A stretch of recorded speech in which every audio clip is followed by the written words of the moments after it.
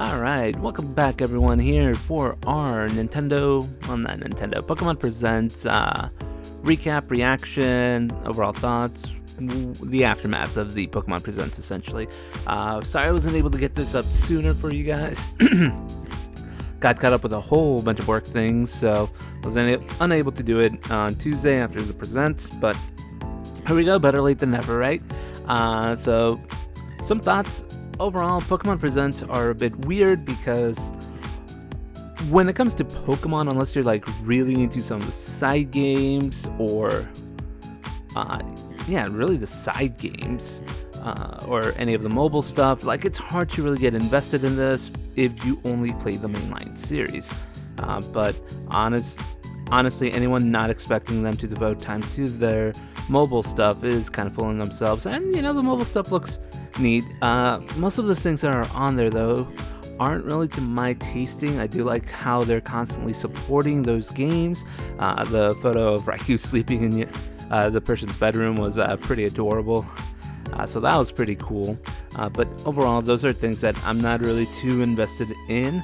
More of a mainline series guy. But one tidbit I do want to talk about briefly before we go over the big announcement is the Pokemon TCG app that they're launching on mobile phones. As someone who has played the Pokemon trading card game on and off and was really into the trading card game, especially the online version a couple of years ago, I think it's nice that they're still trying to integrate that into a more accessible way. I, for one, was really disappointed that they did away with the original but the original trading card game online, and not just because I had 4 full Archaiman EXs on there, that may or may not be gone forever, but because I always felt like having a Pokemon trading card game simulator is just money for them to be made, and the fact that they haven't really gone full, made a true successor to that, especially when you look over on another or some of the other trading card games out there, like Magic. They've got their simulator. Yu-Gi-Oh has Master Duel, which has been popping off since its release. And so having a Pokemon trading card game simulator that's in the vein of those two, I feel like should be coming, and this one's the right step, but definitely got to see a little bit more about it before kind of get my hopes up. But from what they've shown, I feel like potential could be there, and hopefully it launches well and we're able to get a full-blown Pokemon TCG simulator in the near future. But the big one we want to talk about is the latest release in the mainline series. And yes, the Legends series is part of the mainline series, just as the Let's Go series is part of the mainline series. Pokemon Legends ZA, or ZA, if you will. A lot of people, myself included, were speculating that the big release was actually going to be Unova based, just based on how we were coming along in terms of remakes. After Generation 4 got their remakes, it only seemed natural that Gen 5 would be the next ones to get a remake or something along the lines. But a Legends game is actually way better than getting a straight up remake.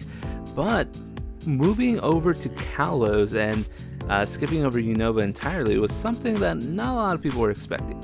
Now, the year's still young and we may still get a Gen 5 remake game, but for the time being, we don't have to worry about that. But for sure, Pokemon Legends ZA definitely has my attention, not just because it's a 2025 release, thank goodness. Pokemon, this is going to be the first time in I can't even remember when, that Pokemon does not have goes 2 consecutive years without a new release. Give the developers more time to flesh these games out, man, because a lot of the technical problems have been rearing their heads more and more because of the stress, because of the cycle that they're in. So giving them some time to really develop, really marinate this game was actually one of the highlights for me. It's like, oh, good, 2025. All right, let them take their time, let them make this good. And them going to Kalos, again, surprising, but at the same time, out of all the regions we have gotten in terms of mainline games, Kalos is definitely the one that's gotten the short end of the stick, if you will. Because recall the 3DS generation of Pokemon games. We went straight from X and Y to Omega Ruby, Alpha Sapphire. Understandable. Those are some of the most anticipated remakes, because a lot of people really vibed with Gen 3. And then from there, we just went on straight to Gen 7. There was no Z, there was no Pokemon XY2 or X squared or whatever. There was not anything like that. And so for them to go from Aura S straight into Sun and Moon, and then Sun and Moon, of all things, got an update with Ultra Sun and Ultra Moon. Honestly, yeah, X and Y got the short end of the stick in that one, so... And they left a lot of things unanswered. You know, it felt like some of the things that would have been in a hypothetical Pokemon Z just got ported over to Sun and Moon, because, like, if you played Sun and Moon, why were you collecting Zygarde cells? Like, you have the trials, you know, establishing the Pokemon League. Oh yeah, here's Zygarde. Out of the blue. Zygarde, whose whole ecosystem is, if Kalos is in danger, it pops out. What's it doing over in Alola then? It just never made any sense. And then Diancie also went mainly ignored. Volcanion went ignored. The only legendary that got any kind of like development or establishment was Hoopa, and that was with Hoopa's rings in Omega Ruby Alpha Sapphire. So a lot of the things that would have been in a hypothetical Pokemon Z just never happened. And so Pokemon Legends ZA is honestly a great way to kind of go about that and give Kalos the love it deserves, because all regions I feel should be able to get fleshed out.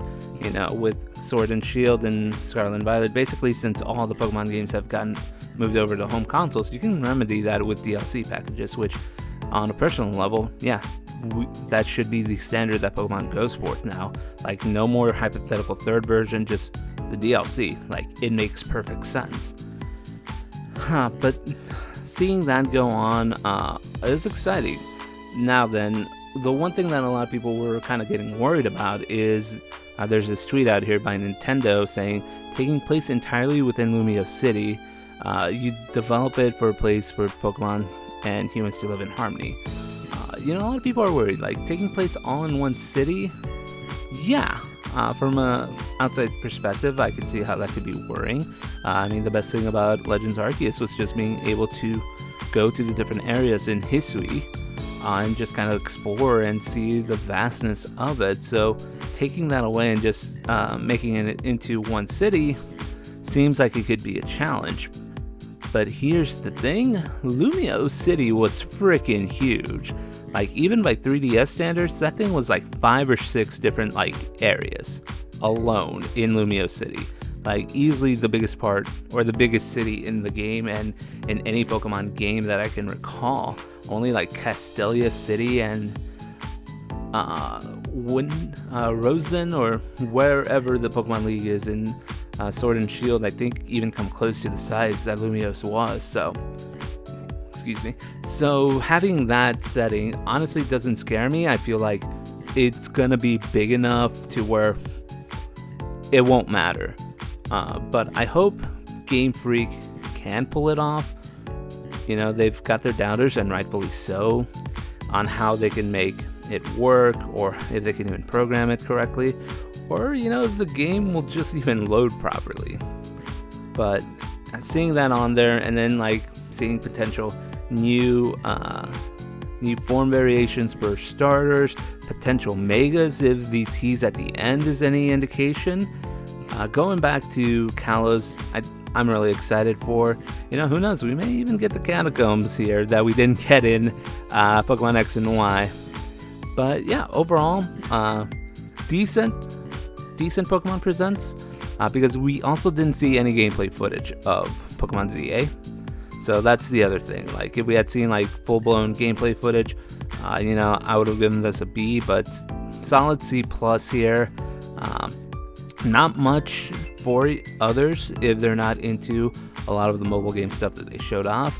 And Legends ZA slated for a 2025 release.